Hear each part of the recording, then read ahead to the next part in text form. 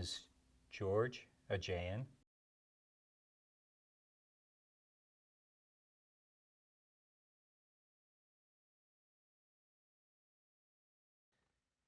This photograph is of my maternal grandparents, and it's my maternal grandmother's story that I'm primarily going to talk about. So my maternal grandmother, my mother's mother, her maiden name was Margaret Garabedian. She was born in the village of Uzunova in the region of Palu in historic Armenia. She was born around 1907 to 1909. She was one of five daughters. My grandmother would have been about 7 or 8 years old at the time of the genocide. It began by late in the day.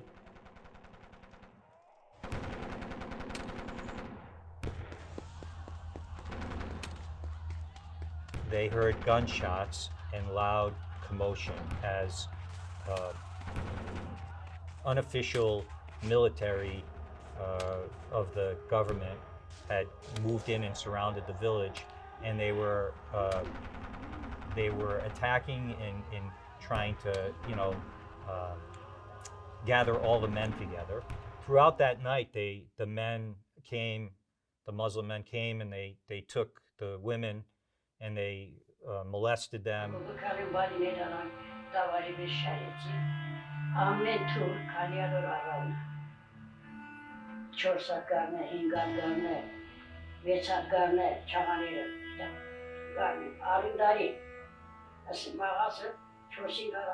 My grandmother and her youngest sister were taken in by this family to work as slaves.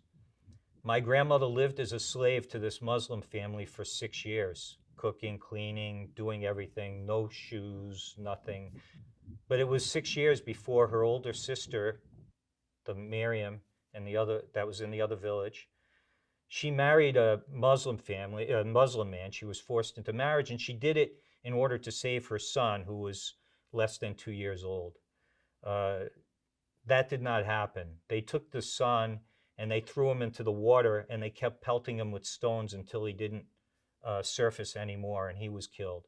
And she ended up in the major city in that area, Kharpet, which is the major town, and she learned that my grandmother was still alive in the village as a slave to this family. And she went to rescue my grandmother.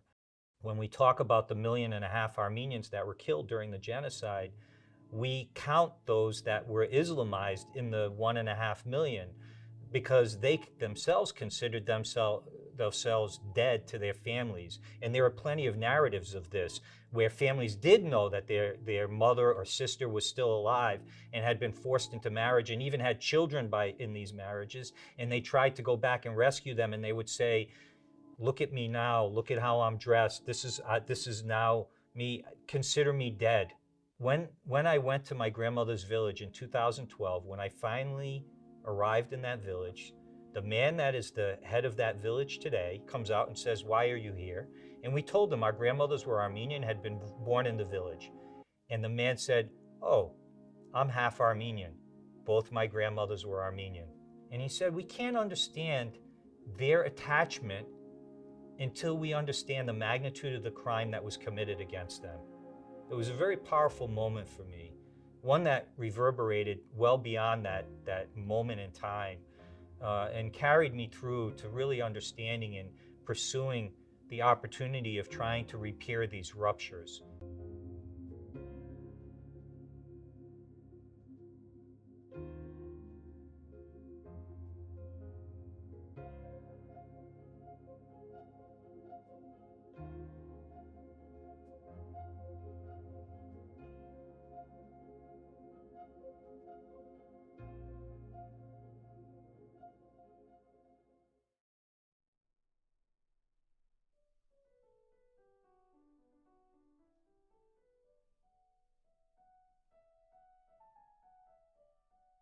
Her name was Vaskanush, and he said during the genocide, her and an older sister were on the march, and the older sister was a cavalry officer of the Ottoman army, saw the older sister, and wanted to force her into marriage, wanted to marry her. And she said, I'll only go with you if you protect the younger sister as well. And a cavalry officer agrees to this. So the older sister and the younger sister go with this cavalry officer. The older sister marries him, and the older sister dies soon thereafter, you leaving the youngest sister alone at the house. A Kurdish man.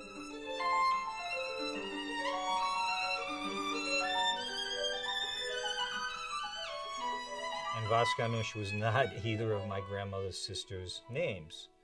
So now I'm wondering, who is this? Who could this be? The story mentioned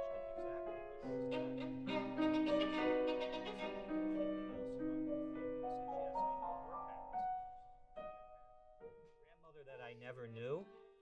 This grandmother here in this photo, her grandparents' names were Antrias and Anna. Her mother had sisters that my family did not know, a sister that my family did not know about. And this was the descendants of that sister that they didn't know about.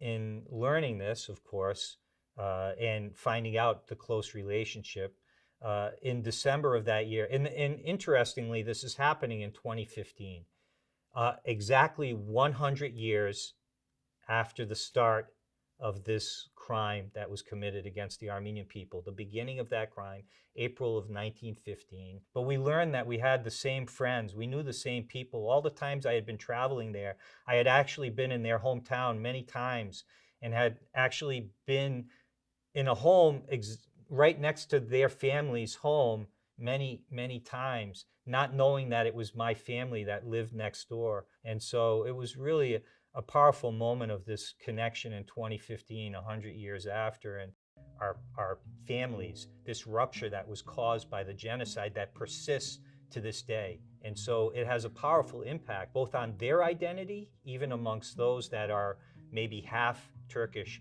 half Muslim, half Kurdish, but have a sliver of Armenian identity, and how powerful that sliver of identity remains in them. It's a difficult concept for some Armenians to wrap themselves around when being Christian is such an important component of the Armenian identity.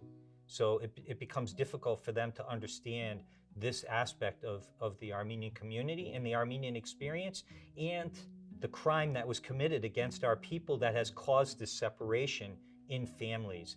And again, the story is one that is relevant to almost all Armenian families. And it repeats so much that, again, this year, I had a second similar situation arise where another family from Turkey showed as a DNA match. The problem we have is that the DNA connections between two people, it dissipates very quickly through the generations. After 3 or 4 generations, once you get out to 5 generations, the linkage is so small that it becomes very hard to make these connections. So really, we're in a time period where probably the next 20 years is the last opportunity that we're actually going to have to repair these ruptures in the families that were created from the genocide.